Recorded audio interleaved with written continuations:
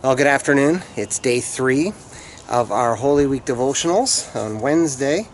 I'm desperate to be out of the office for even just a few minutes, so I'm trying to find a place outside that isn't too windy, that's dry enough that I can sit down. Today we're looking at John chapter 13. We're continuing our look at Jesus, who Jesus is, and some readings from the lectionary this week that help us answer that question. So I'm going to read John chapter 13, verses 21 to 32. After saying this, Jesus was troubled in spirit and declared, "Very truly I tell you, one of you will betray me." The disciples looked at one another, uncertain of whom he was speaking. One of his disciples, the one whom Jesus loved, was reclining next to him.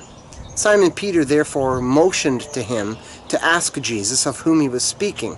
So while reclined next to Jesus, he asked him, "Lord, who is it?" Jesus answered, "It is the one to whom I give this piece of bread when I have dipped it in the dish." And so when he had dipped the piece of bread, he gave it to Judas, son of Simon Iscariot. After he received the piece of bread, Satan entered into him. Jesus said to him, "Do quickly what you are going to do."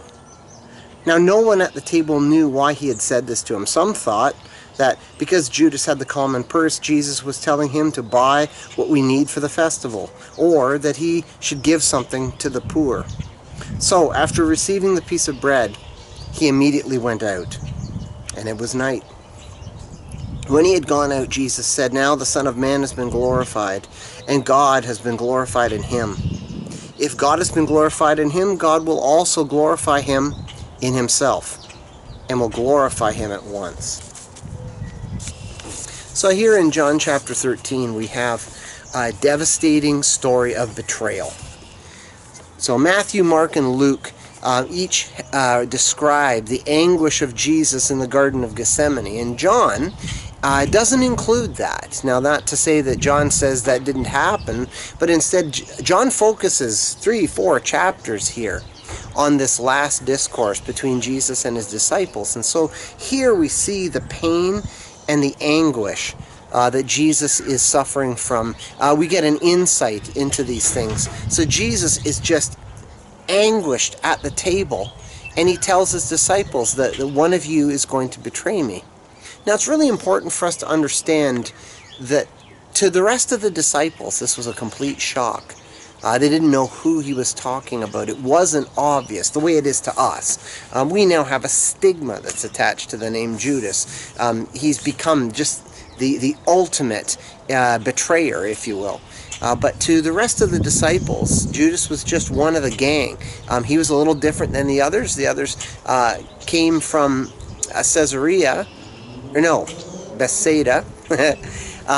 But he came from somewhere else. He seems to have had a different background. He stood out from the rest of the group. John makes the angst that Jesus is suffering most clear here. They don't seem to catch the revelation, though. I've always wondered, Jesus says, it's the person who's going to betray me. It's the guy that I'm going to give this piece of bread to. And then he gives bread to Judas. It would seem obvious to me that if everybody in the room heard him say that, they would have jumped him right there. Judas would have never had the chance to betray him. But what's lost in the text here is sort of the subtleness of Jesus' revelation. There's a figure of speech that you would use in first century times to describe someone who is with your group, or who is almost like part of the family. It would be someone who dips bread in the bowl with me.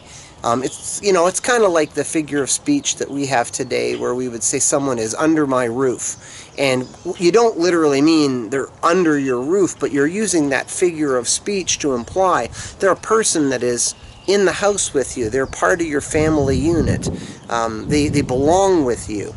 So Jesus is making a statement here. He's not necessarily identifying and putting the crosshairs on Judas's forehead, but instead Jesus is revealing it's one of you.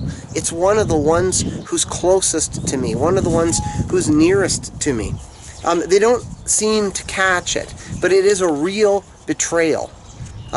John captures a couple of really interesting details here. First, he says that Satan entered him. Now, I would suggest that it wasn't like Satan possessed Judas's body and Judas didn't have any choice in the matter.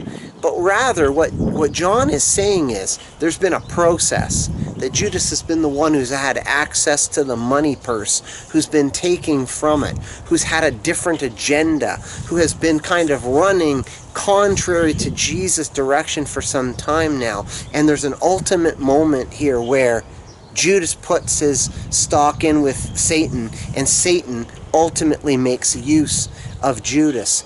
And John punctuates it with an observation that seems just kind of run-of-the-mill, but there's some real deep meaning to it. After receiving the bread, he immediately went out, and it was night. So John uses that phrase a couple of times in his gospel to kind of describe when things are going bad, or when things have a sinister tone to them. He's not just saying that it happens to be evening time, but he was making the observation that it was now night. It was now time for dark things to happen. Now, this betrayal is still a significant betrayal. Even though Jesus knew Judas's heart, Jesus knew that it would ultimately be Judas, it's still a betrayal for Jesus. It still has the feeling of betrayal. It's not made any easier with the knowledge that that's going to happen. Jesus suffers a series of betrayals here in this story. He receives Judas's betrayal, of course, which ultimately led to Jesus' arrest. But then there's the other betrayal that's about to happen, that Peter, in just a few more chapters, is going to deny that he even knows who Jesus is. He even calls down curses upon himself, saying that he doesn't know Jesus, has no idea who he is. Even in just a broader sense, all the other disciples abandoned Jesus when it mattered most, when he's most in need of someone to stand with him and stand by him. Jesus experienced betrayal.